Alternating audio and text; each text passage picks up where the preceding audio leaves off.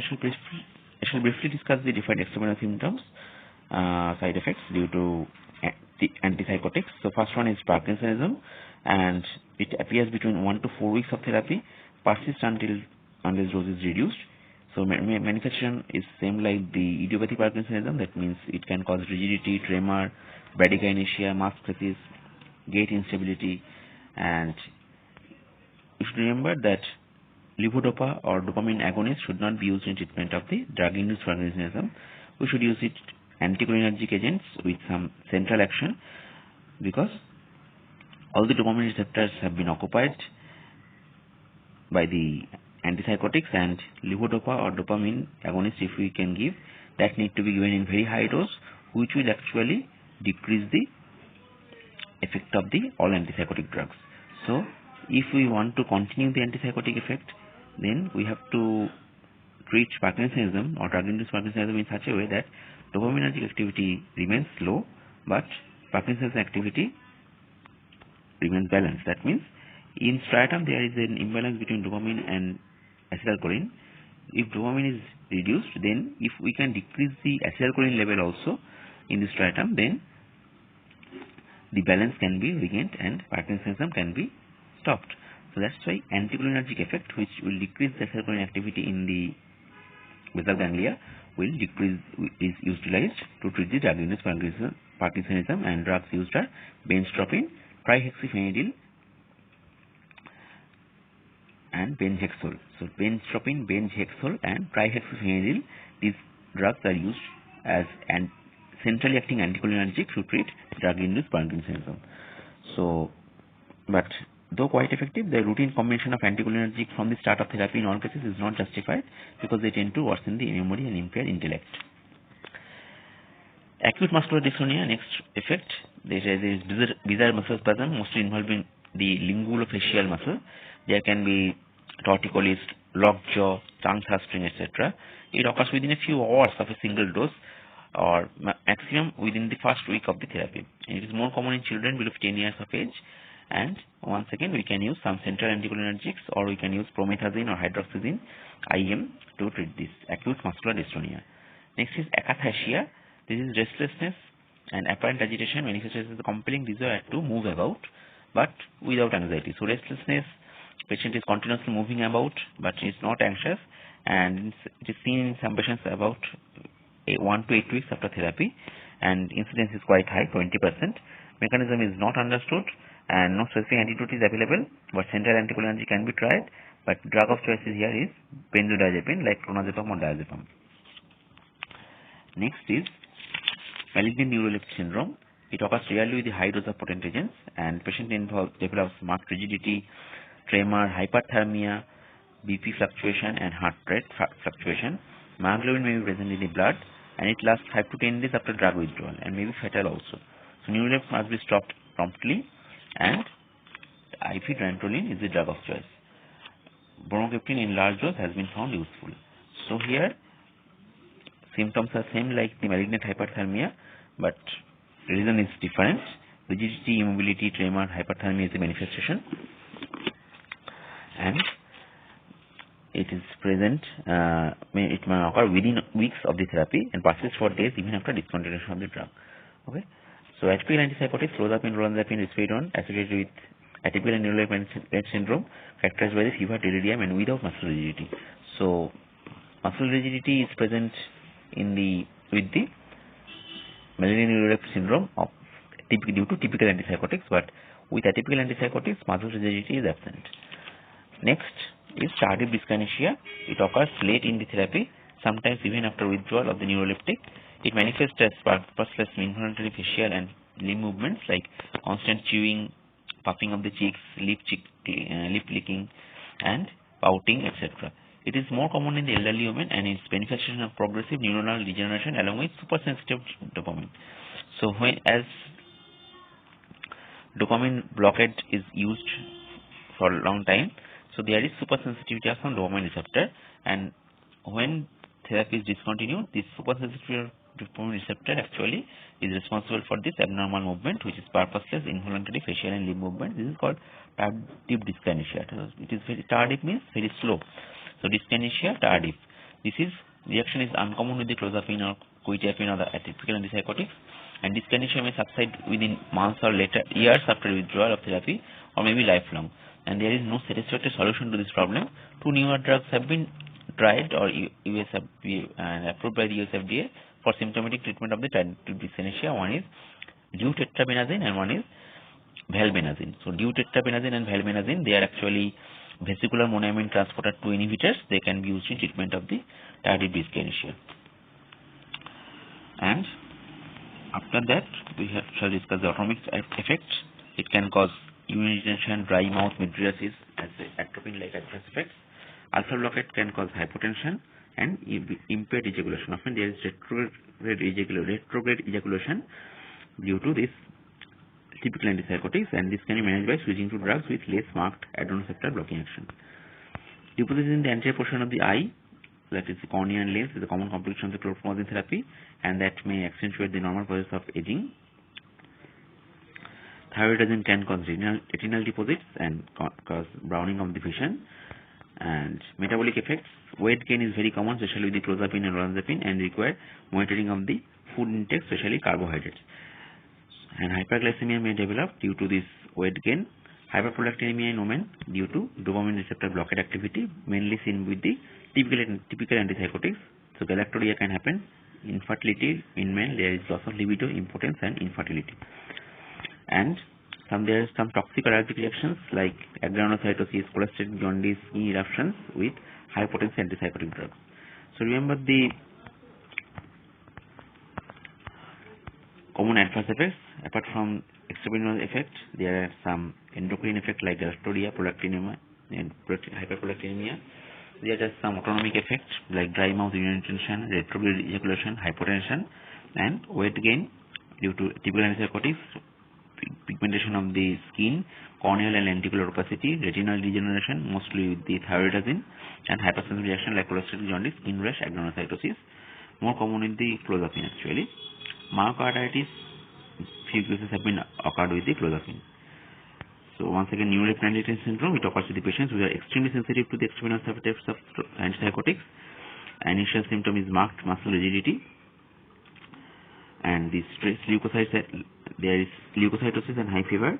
There is autonomic instability. Creatine kinase isoenzyme are usually elevated, reflecting the muscle damage, and it is believed to be result from the excessively rapid blockade of the postsynaptic DA receptors.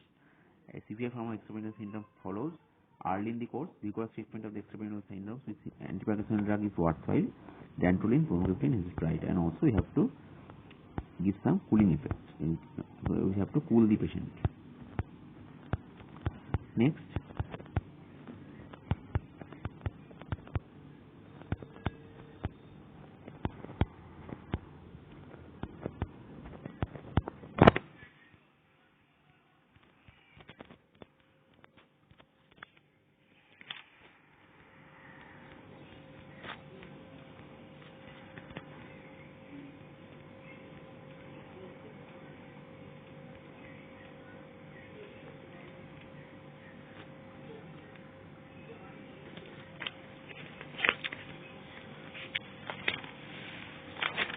we have to discuss a little bit about each drug. Haloperidol, you should remember that it has referred because of few autonomic effects, is less epileptogenic, does not cause weight gain, jaundice is rare, and it is a preferred drug for acute schizophrenia, Huntington's disease, and Gilles-Diaz-Tourette syndrome.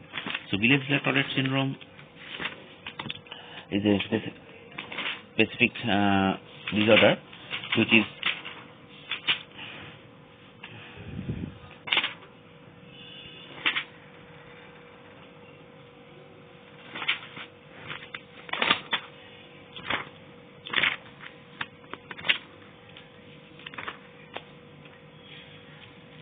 characterized by the multiple motor or phonic tics. It is prevalent mainly in the children and treated symptomatically with behavioral therapy and training, and often typical antipsychotics are tried like haloperidol. Atypical antipsychotics are also used but less effective. Next, so what are the common uses apart from schizophrenia? We can use it in Gilles-Diaz-Tourette syndrome, we can use them in bipolar disorder, organic brain syndrome, and we can use them as antiemetic effect in some diseases. We remember other uses. Chlorpromazine can be used in treatment of the intractable hiccup. Chlorpromazine can be an alternative drug to relieve skeletal spasm in tetanus and Huntington disease. Also, it is another indication, and it also potentiate hypnotics, analgesic, and anesthetics, though it is not justified. So remember the intractable hiccup and tetanus. There we can use chlorpromazine. Next, we have to read in short about the atypical antipsychotic drugs. So what are the typical antipsychotic drugs? Once again, examples are chlorpromazine, thioridazine, haloperidol, flupentixol, loxapine, levosulpiride. Among them, levosulpiride, we have read it in prokinetic agent in the GI system. So levosulpiride is substituted benzamide. It is chemically related to the prokinetic drug cisapride, but has selective receptor blocking effect. In addition to being an antipsychotic, it retains its prokinetic property. That's why it is used in treatment of the GERD and irritable bowel syndrome. Atypical antipsychotics, we have mentioned that it is mainly 5-HT2A receptor antagonist like clozapine, olanzapine, risperidone, aripiprazole, quetiapine. So clozapine is the first atypical antipsychotic, pharmacologically distinct from this chlorpromazine and related drugs in that it has only D2 blocking action. So chlorpromazine has only D2 blocking action, and that's why not effective in treating the negative symptoms. But clozapine have some 5-HT2 blocking action as well, and both positive as well as negative symptoms of schizophrenia are improved. And clozapine is the most effective drug in refractory schizophrenia. So if question comes, what is the effective drug of choice in refractory schizophrenia? Answer is clozapine, and it is metabolized by cytochrome 1A2 to C19 and CFA3A4, and its major limitation is agranulocytosis and other blood dysplasia. Metabolic complications like weight gain, hyperlipidemia, precipitation, diabetes is another limitation. Okay. And next is risperidone. It is having both D2 blockade as well as 5-HT2 blockade action, and it has also high affinity for the alpha 1, alpha 2, and H1 effect. So risperidone though have some 5-HT2 blockade, but it has some autonomic instability, autonomic action also, so it can cause postural hypotension and has some antihistaminic effect. And caution has been issued about its increased risk of stroke in the elderly. And olanzapine, it is a very commonly used atypical antipsychotic, but adverse effect, it can cause weight gain and high risk of worsening the diabetes and impairs the glucose tolerance, and that's why these metabolic complications have discouraged its use. Incidence of stroke may be increased due to these metabolic complications, and it has also D2, 5-HT2, alpha 1, alpha 2 effect. Quetiapine, a new short-acting agent, that is atypical antipsychotics. It has some 5-HT1A, 5-HT2, D2, alpha 1, alpha 2, and H1 receptor blockade action, and its sedation is quite high, and that's why it is given in the night. This may help in psychotic patients who are unable to sleep well. Postural hypotension can occur, especially during the dose titration, and urinary retention and incontinence are reported in few patients. Aripiprazole, it is a atypical antipsychotic. It is unique. It is a partial agonist of D2 receptors and 5-HT1 receptor, but antagonist at 5-HT2 receptors. So, commonly we have all agents which actually have decreased effect on the D2 as well as 5-HT2, but here aripiprazole actually partial agonist of D2 and 5-HT1 receptor, but antagonist at 5-HT2 receptor. That's why in high affinity but low intense activity of aripiprazole for D2 receptor impairs dopamine transmission by occupying a large fraction of D2 receptors, but activating them minimally. That means they are occupying the D2 receptors but not exerting its inhibition. But also it is partial agonist, but the full dopaminergic activity is not exhibited. That's why if it is partial agonism, say suppose it is 25% activating the dopamine receptor, that means the net effect is towards the inhibition. So full effect is not obtained, full inhibition is also not obtained. That's why extrapyramidal side effects chance is very less, hyperprolactinemia is less, hypotension is less. So little tendency to weight gain and rise in blood sugar has been noted because of this 5-HT1A receptor agonism somehow, and a moderate prolongation of the QT interval is there. Aripiprazole is quite long acting, and it is metabolized by CYP3A4 as well as 2D6. It is useful in treatment of resistant depression as an augmenting agent, and its use dose should be half in the patients receiving some ketoconazole, and dose should be doubled in those taking carbamazepine. So the drugs, if we give the aripiprazole with metabolism inhibitor, dose should be halved. If give it with metabolism inducer like carbamazepine, dose should be increased.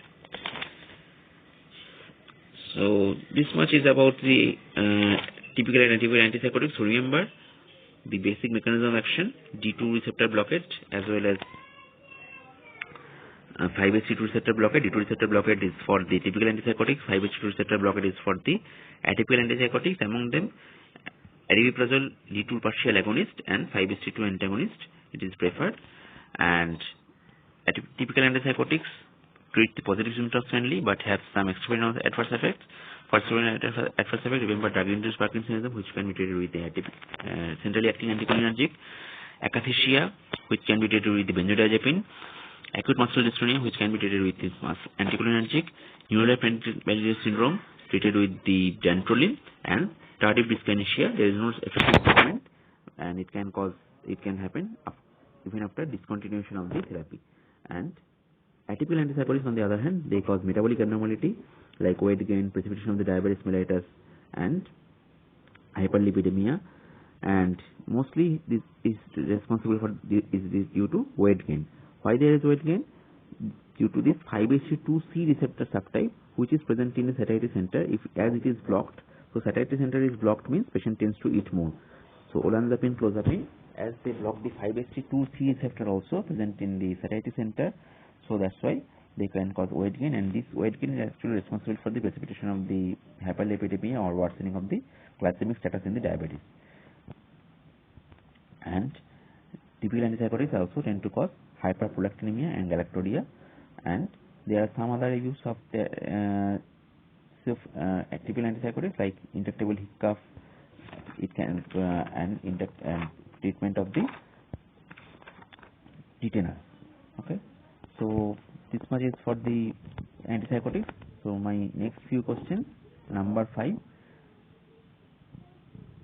What are the extrapyramidal adverse effects commonly seen with the typical antipsychotics? Name the 5 extrapyramidal side effects seen with the typical antipsychotics and mention their drug of choice.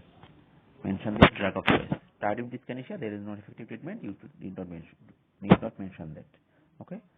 So describe 5 problems of extrapyramidal adverse effects and mention their treatment of choice. Number 6.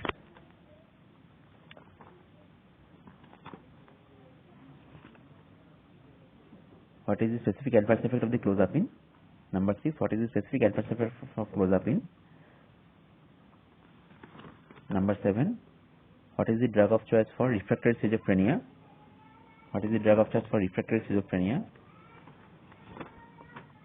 Number 8.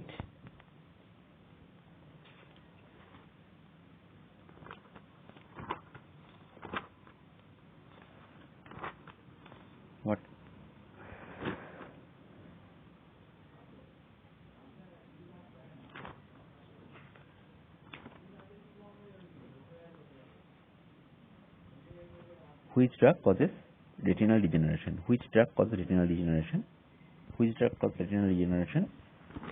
Number 9.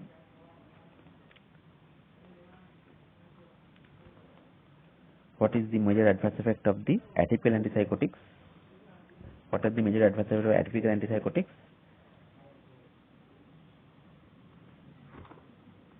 Number 10.